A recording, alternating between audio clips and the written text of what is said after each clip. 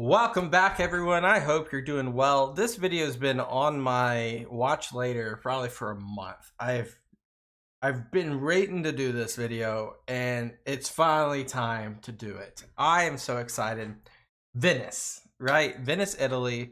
Such a crazy story. I know a little bit about it, how it kind of like created it was like an afterthought of the Western Roman Empire. It kind of created its independence. It lasted for such a long time. I mean, if you see like how they built Venice itself, and then kind of the continuation of how it is created. I talked about Venice, probably one of the first videos I ever did on this channel. Very excited to kind of understand, like, a complete understanding of the history of Venice, but also Epic History does such a great job of these types of videos that we're excited. So jump right in with me, hit that like button, and let's see what we got. The extraordinary city of Venice, Queen of the Adriatic. Behind the elegant facade of its famous domes and canals lies the dramatic history of a 1,000-year empire, a maritime republic, and formidable naval power. But this great city had unlikely origins. At the height of the Roman Empire, these coastal lagoons were home only to small fishing communities. But in the 5th century AD, the Western Roman Empire was overrun by barbarian tribes. As Italy became a battleground for Huns, Goths, Eastern Romans, and Lombards, many sought refuge among the lagoons. In 726, these refugees elected Orso to be their duke or doge, the first in an unbroken line of 117 doges. Did not know that. So the leader of Venice is called a doge, and the first one was Orso Epato. Rule Venice for 1,000 years. For nearly 200 years, much of Italy was ruled by a resurgent Eastern Roman or Byzantine Empire. Its Italian province, known as the Exarchate of Ravenna, fell to the Lombards in 751. Only Venice held out, protected by its lagoons. Answering the Pope's call for aid, Charlemagne and the Franks came to Italy and crushed the Lombards, but they also failed to take Venice. Wow. Charlemagne's son, Pepin, king of Italy, was said to have died from a fever caught in the marshes that surrounded Venice as he tried to attack the city. I mean, we see disease just like in any marsh situation, that's what happens, but very convenient for Venice. In the following decades, Venice asserted its independence from the Byzantine Empire, and thanks to its location, flourished as a trading hub between Europe and the East. Venetian merchants sold Italian grain and wine to the great city of Constantinople, where they bought spices and silk to sell to Western Europe. Above all, Venice's early success came from the trade of salt, the vital food preservative of the medieval world, harvested from salt pans and lagoons. The Venetians went so far as to describe salt as il vero fondamento del nostro Stato, the true foundation of our state. Wow.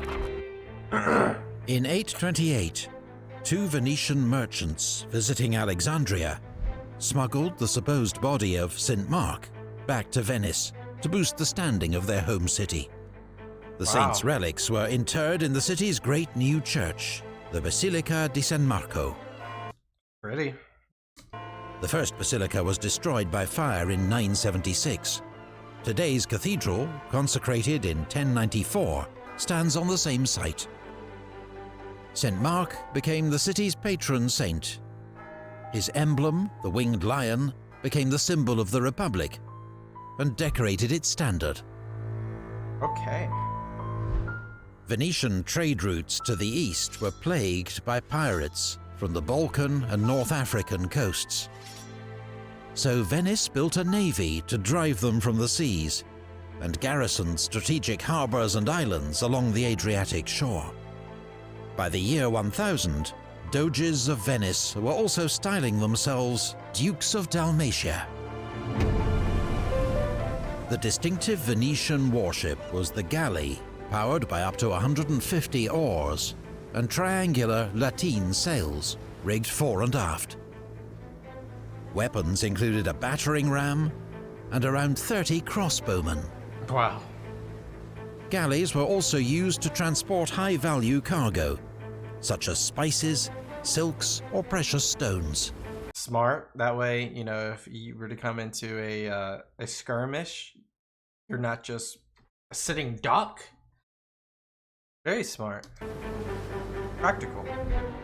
In 1103, construction began of Venice's famous Arsenale, a giant state-owned shipyard that would become one of Europe's largest industrial centres, employing around 2,000 workmen and turning out hundreds of ships a year.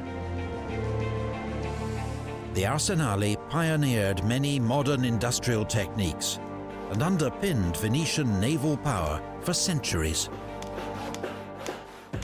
Armed with a powerful navy and lucrative trading concessions from the Byzantine Emperor, Venice rose to become the greatest commercial and naval power in the Eastern Mediterranean.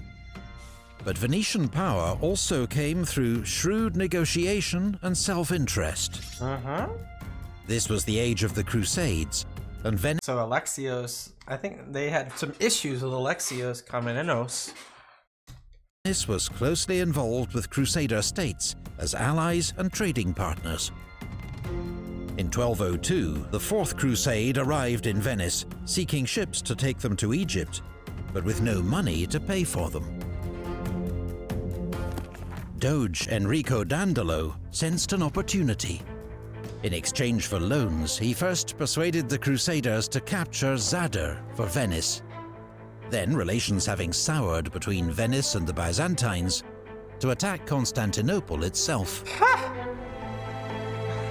Oof. In 1204, the world's greatest Christian city was sacked and plundered by self-proclaimed warriors of Christ. Isn't that ironic? Venice took its share of the loot, including most famously 4 bronze horses from the Hippodrome of Constantine, which found a new home on the facade of St. Mark's Basilica. Original sculptures were removed in 1973 due to conservation concerns and replaced with these replicas. Well, where are they? Where are they today? In the center of Venice. Oh, there they are. Wow, that is insane. That's cool. That's cool. 1,000-year-old horse statues.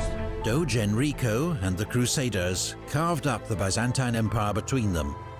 Venice got the islands of the Aegean, Crete and the strategically placed ports of Modone and Corone. They are becoming the modern-day Venetian Empire at this point. Wow. They have the entire Duchy of Archipelago, which is just several states, and I can't tell. I can never tell, like, in terms of, like, no, that's not Athens. Athens is right below that flag. That's, wow. Known henceforth as the Eyes of the Republic. That makes sense. You can see everything before it comes into the Adriatic. Empire brought Venice unprecedented wealth and power, but fueled a bitter rivalry with another Italian maritime republic. Genoese, which even before this, Alexios and his successors would start to favor Genoese mercantilism over Venetian mercantilism. I think that's right. Genoa. For more than a century, these two Italian city-states vied for supremacy in the Eastern Mediterranean, their wars ranging from the Levant to Sicily, the Aegean, Black Sea, and Adriatic. During these wars, a Venetian captain named Marco Polo was taken prisoner and used his time in a Genoese jail to dictate an account of his travels in China. And if he wasn't captured, we might never know Marco Polo, and we might never know the game in the water. That's a crazy anecdotal like side of history right there. The rivalry became a regional conflict. Genoa making alliances with the Habsburg Duke of Austria, the King of Hungary, and Padua. Venice with the revived Byzantine Empire, Cyprus, and Milan. What a coalition. The fortunes of war ebbed and flowed until in 1379, Venice came under attack from land and sea, with a Genoese force occupying Chioggia, just 15 miles south of the city. But Venice miraculously turned the tables, using galleys armed with gunpowder artillery for the first time to Yeah, that's very early gunpowder days. trap and capture the Genoese fleet. The wars finally ended in 1381 with the Peace of Turin. Venice had to make significant concessions, and like Genoa, had been exhausted by war. Give Dalmatia to Louis, King of Hungary. Remove their forces from the island of Tenedos. Not sure where that is. End the alliance with the Greek Emperor and the King of Cyprus. And recognize Trieste as a free city. But while Genoa soon fell victim to internal feuding, Venice would stage an astonishing recovery, thanks in large part to the unique system of government by which the Republic was now ruled. The most miraculous city of Venice, rich in gold but richer in fame, strong in power but stronger in virtue, built on both solid marble and the harmony of its citizens. Yeah, Venice is a huge part of the Renaissance. Florence more, Rome a little bit more, but Venice is huge in part of the Renaissance. Petrarch. While Western Europe was dominated by kings who claimed to rule by divine right, several Italian city-states harked back to classical forms of government, chiefly the idea of the Republic, res publica, the thing of the people. However, at the height of its power, Venice's Republic, La Serenissima as it was known, was firmly in the hands of its nobility. Only those whose names were listed in the Golden Book, the city's registry of nobility, could join the Great Council, which appointed all senior officials through a complex system of voting and drawing lots. They chose 40 of their members to form the Quarantia, who supervised economic affairs, and 200 to 300 to form the Senate, the main legislative body, attended in addition by the Republic's admirals, generals, and diplomats. The elected head of government remained the Doge. His powers had been Usually a life appointment. It's very important to point out. steadily diminished, until by the 1400s, he was no more, Venetians joked, than a tavern sign, a decorative symbol of power, though he continued to wield huge influence. The Republic's day-to-day government was the Signoria, made up of the Doge, the 6 members of his minor council, and 3 representatives of the Quarantia. So 10. They could be joined by 3 boards of special advisors, known as the Savi, or Wise Men, to form the full college. The Council of 10. Maritime experts and regional experts. So advisors, really. Meanwhile, had a special remit to sniff out subversion. It was a system that eventually acquired so many checks and balances that change, for good or ill, seemed Never both happened. unimaginable and undesirable. Too bureaucratic, basically. The Constitution of Venice, an insuperable monument of wisdom and efficiency. Gasparo Contarini.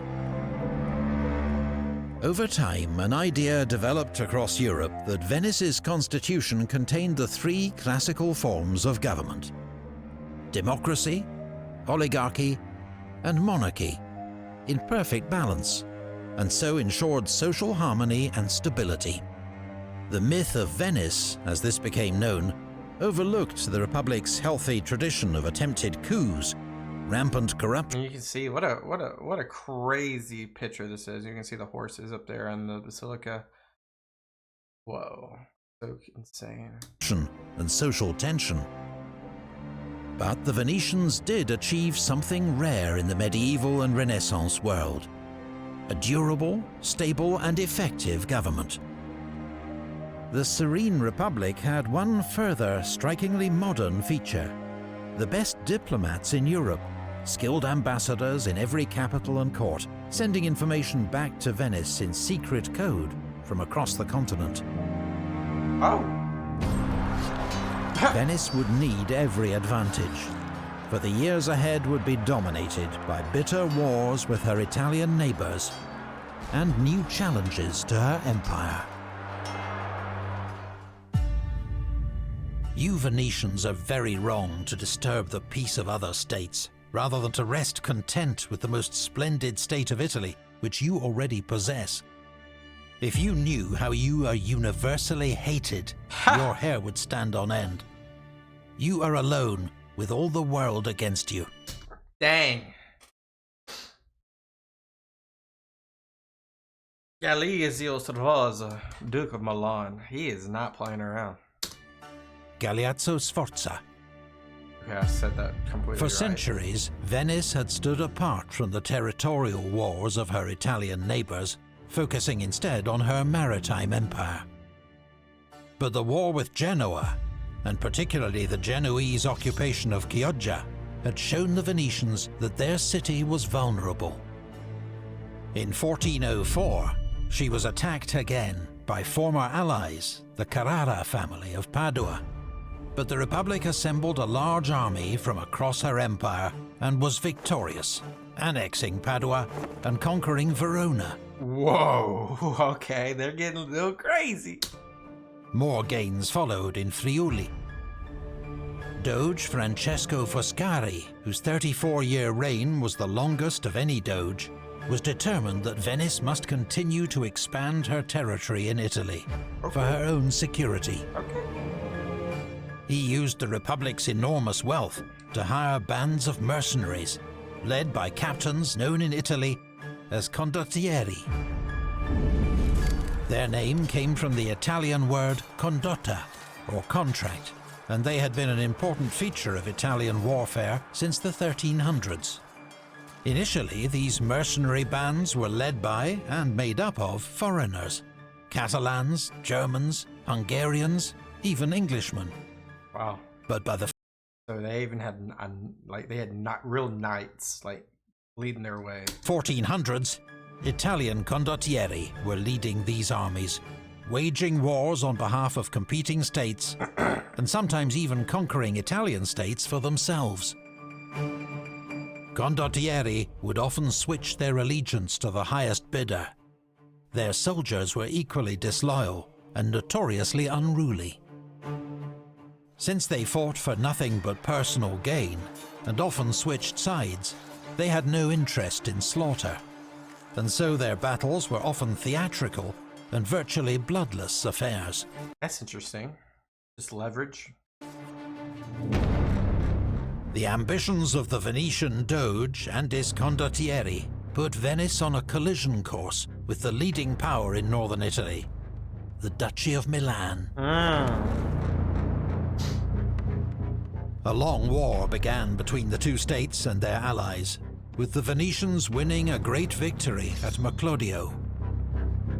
In the treaty that followed, Venice gained yet more territory, pushing west past Bergamo to the River Adda.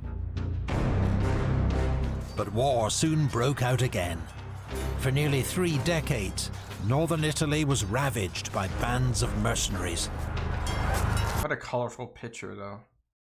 Got dogs and rabbits running in the background. I always love these images. Really shows you like where the contemporary mindset was. Sometimes these are painted and created decades or centuries later, but still, it's still awesome to look at. Their leaders were immortalized by the great artists of the day. Men such as Francesco Sforza and Bartolomeo Colleoni. Finally, by the Peace of Lodi, Venice secured her Domini di Terraferma, her mainland state, to go with her Stato da Mar, her overseas empire. Okay, so they still have. Within that the concessions they had with Genoa, the war with Genoa. I did not know if they still had like their Strato del Mar, but they do. Okay, so this is probably the largest they've been so far. Obviously, it's the largest they've been so far. 40 years of relative peace followed. Shattered in 1494, when the King of France, Charles VIII, invaded Italy with a large army. His goal? To enforce his hereditary claim to the Kingdom of Naples. But his actions united even bitter enemies like Milan and Venice against him. Italian unification, bruh. The Italian states formed the League of Venice, led by the Borgia Pope Alexander VI. What? Wait, why did the HRE just say, okay, let's do it too? And fought King Charles at Fornovo, but could not prevent his escape back to France. It was the beginning of a long conflict, known simply as the Italian Wars, which saw northern Italy become the primary battleground in the bitter contest between the kings of France and the Habsburg emperors. It was fought against the backdrop of the Italian Renaissance and Protestant Reformation. Wow. A complex and sprawling conflict that would last 6 decades. And look at these, the foregrounds and backgrounds of this. Like, you have so many layers of just fighting happening. It's chaotic, beautiful at the same time, though. The early display of Italian unity was short-lived. Venice soon switched sides, allying with the King of France against Milan. Oh no. In order to share in the spoils of her defeat. They're gonna partition it up, aren't they? Venetian ambition was now regarded as a major threat by her Italian neighbours. Of these, none was more ruthless than the Pope. Really?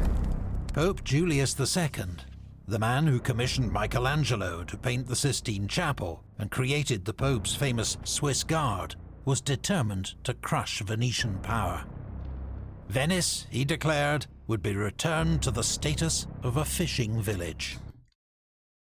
Bro, this guy is lethal for saying that. That is a lethal thing to say as a pope.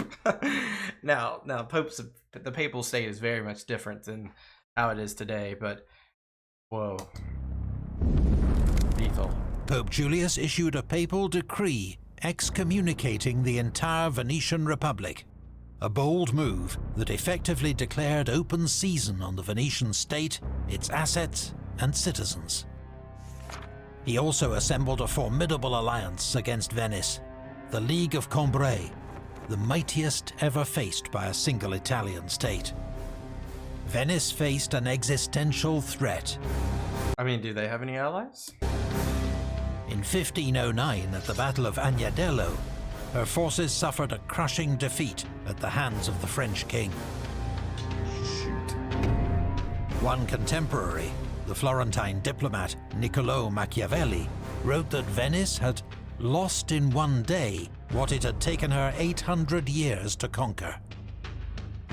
However, the Italian wars were notorious not just for their many atrocities, but their shifting alliances, twists and turns. Within a year, the Pope had switched sides, forming an alliance with Venice. Bro, how are you gonna say they're gonna be a fishing village and then you're like, you know what? But when he says the Pope switched sides, I remember that it was like 1503 to 1513 was Julius II's reign. So the War of the League of Cambrai is 1508 to 1516. So it's a different Pope, right? To fight the French. Then Venice switched sides, siding with France against the Pope, and helping to win a crushing victory over the Pope's Swiss mercenaries at Marignano. Yeah, it's a different Pope at this time. Just 8 years after Venice faced destruction by the League of Cambrai, the Treaty of Noyon restored nearly all her former territories. Oh, okay. The Republic had run the gauntlet of foreign powers and formidable alliances. But through sharp diplomacy, political flexibility, and a little good fortune, she had survived. Those are like pike walls or something. Like I don't think I've seen that before. It is the most triumphant city that I have ever seen. Philippe de Comines. Wars. Despite the long years of war, the Venetian Republic was a driving force of the Italian Renaissance, and the 15th and 16th centuries were its golden age. Really? Venice was home to great Renaissance painters, such as Giovanni and Gentile Bellini, Vittorio Carpaccio, I've seen a lot of these paintings when I went to maybe not these exact paintings, but these individuals' paintings that are in the National Gallery in London. Probably some of the most amazing Renaissance art. There's probably, you know, a lot of art in the Louvre and some of the museums and galleries across Italia, but in London, the National Gallery is free. It's free to go into, and you can see a lot of these Renaissance works, and it's a embarrassment of riches when it comes to Renaissance. Titian, Yeah. and Tintoretto. Another version of the Last Supper. Obviously, the real Last Supper is Leonardo da Vinci, but of course he was not here in Venice. This is a Venetian episode. Architects like Palladio, and scholars like Francesco Barbaro. He was one of the new humanists who devoted their lives to the rediscovery, study, and sharing of texts from ancient Greece and Rome. I was about to say, like, you haven't seen like this resurgence in the arts and of philosophy since Roman and Greek times. Venice became a beacon for the greatest European minds of the age. Visitors included the great Dutch philosopher Erasmus of Rotterdam, and the Italian astronomer Galileo, who demonstrated his telescope for the Doge. Cool, man, it's cool. And I wonder, like, what the Doge was thinking at that time, like, in terms of seeing these crazy outskirt wonders of the world or the universe. But Venetians had a reputation as doers rather than thinkers. Glass factories. Their city was renowned as a centre of craftsmanship, producing Europe's finest glassware, as Wow. well as silks, cottons, and wood carvings. Oh,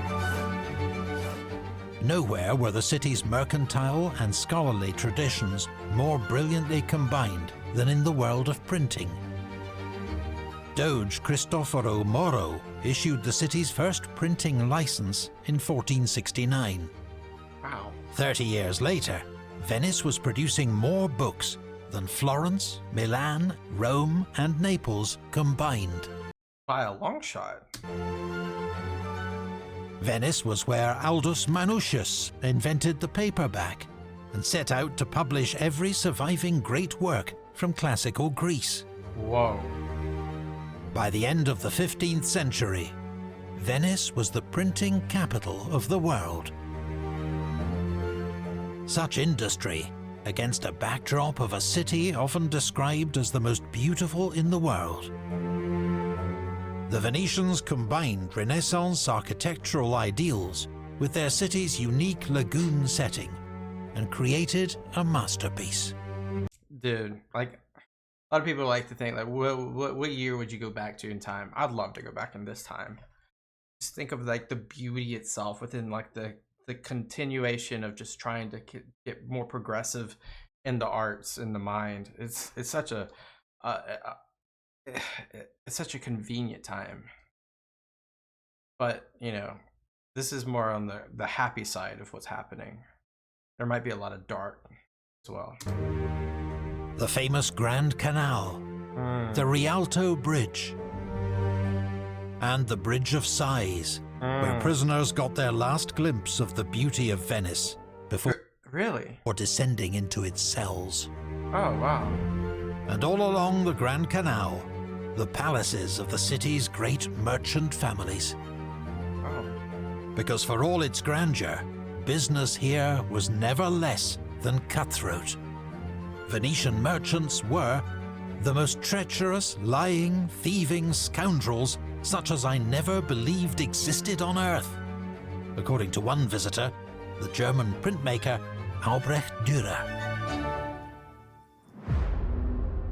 Do not awake our terrible sword, for we shall wage most cruel war against you everywhere. Neither put your trust in your treasure, for we shall cause it suddenly to run from you like a torrent. Beware, therefore, lest you arouse our wrath. The Ottoman Empire? Ottoman Sultan Selim II to the Signoria of Venice. While Venetian culture flourished, across the seas her empire faced a new and terrible threat. In 1453, the Byzantine Empire, which Venice had helped to weaken 2 centuries before, fell to the Ottoman Turks. Initially, the relationship between Venice and the Ottomans was businesslike. Venetian merchants were allowed to remain in Constantinople. So is this that's an image of, you can tell with the different hats and the costumes. Interesting. With the same trading privileges they'd always had under the Byzantine Empire. But there could be no illusions about the Turks' next target. Ottoman Sultan Mehmed the Conqueror had the Venetian Empire firmly in his sights. Why though? The onslaught was not long in coming. Argos and Negroponte fell first, as Venice struggled to defend her empire against Ottoman military might. This conflict would last, on and off, for more than 2 centuries.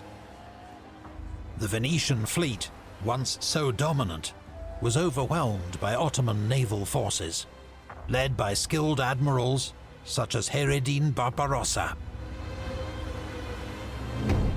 By 1500, even the twin eyes of the Republic, Modone and Corone, had been put out.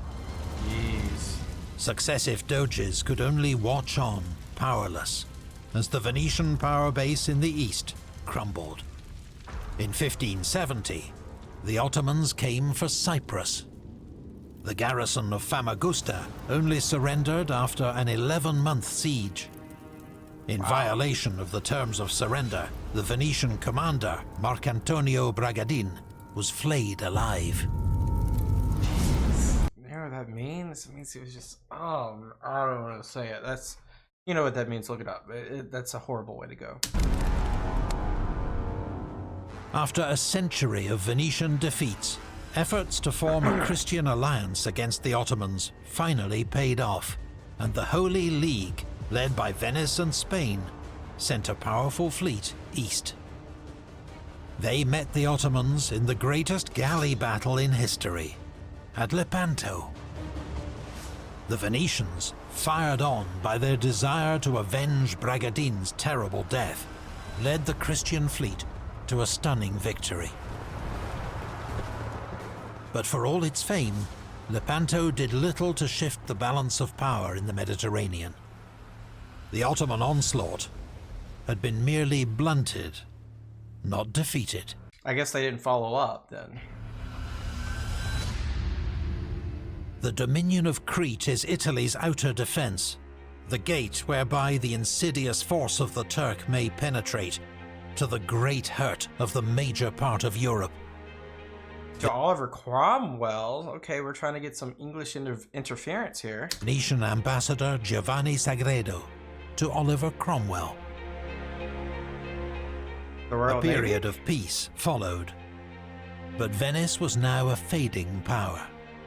The Republic's prestige had always been linked to her dominance of the seas, but this was in steep decline. Crucially, she'd fallen behind in shipbuilding technology. While Venice clung on to her old galleys, Portuguese and Spanish captains sailed their caravels and carracks out into the Atlantic, pioneering new sea routes west to America and east to India. So I guess this is basically illustrating the maritime advancements by other nations that Venice used to control. Venice was very much just a Mediterranean power. And East Asia. For centuries, the wealth of Venice had relied on Eastern trade via the Byzantine and then Ottoman empires. Now, she had been cut out. And while Venice fought costly wars in Italy and the Mediterranean, the city was repeatedly ravaged by plague. Oh no. The Black Death of 1348 was the first, but outbreaks in 1575 and 1629 were almost as lethal, each killing about a third of the city's population. Wow. The government did what it could. That's the artist. To prevent the spread of infection. Residents were ordered to stay home, though an exception was made for the funeral of the city's most famous artist, Titian.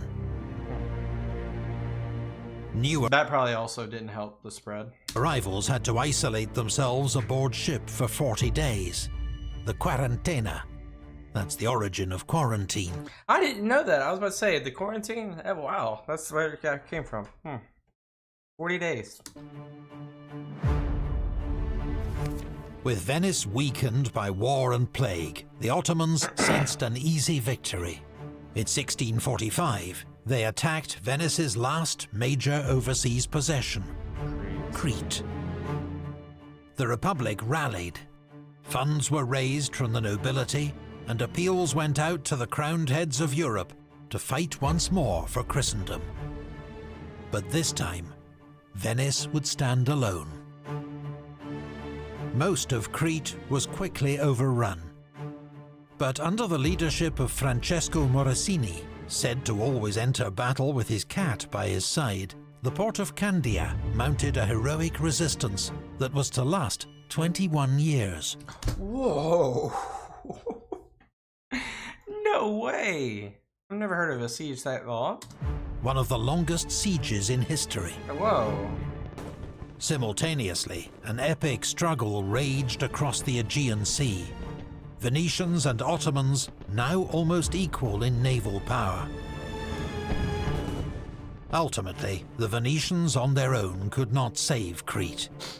In 1669, with many thousands dead and the city in ruins, Candia surrendered to the Ottomans. That's crazy, man. After 465 years of Venetian rule, Crete had finally fallen. 15 years later, Venice and Doge Morosini had their chance for revenge. In 1683, Vienna. The Ottomans were defeated at the gates of Vienna, and Venice joined the grand counter-offensive, known as the Great Turkish War. Morosini Where it stops. led an expedition that recaptured Lefkada and the Greek Peloponnese, then known as the Morea. Wow. But during the Venetian siege of Athens, one of their shells hit the Parthenon, Darn it. where the Ottomans were storing ammunition. Oh no. The resulting explosion tore through the 2,000-year-old temple, smashing columns and collapsing the roof. I didn't even know this happened. Venice's restored empire in Greece did not last long. By 1714, the Ottomans had recovered sufficiently to launch a swift campaign that reconquered the Morea. This, the seventh war between Venice and the Ottoman Empire, would prove the last. The reason was simple. Venice was no longer a Mediterranean power. Yeah, at this point, you're getting a lot of like Western, like France, Portugal, Spain, Denmark, not Denmark, the Netherlands.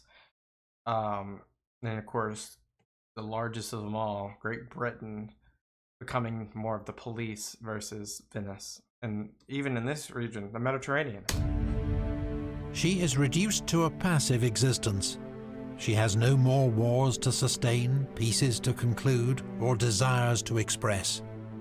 A mere spectator of events, in her determination to take no part in events, she pretends to take no interest in them. Darn. Count Paul Daru. Sad. Sad, sad, sad, sad. The 18th century saw Venice continue to shine as a cultural beacon, a city that dazzled visitors with its canals, churches, opera, and art. Bereft of empire, Venice crystallized into a state of glorious, luxurious stagnation, rigidly conservative, incapable of reform.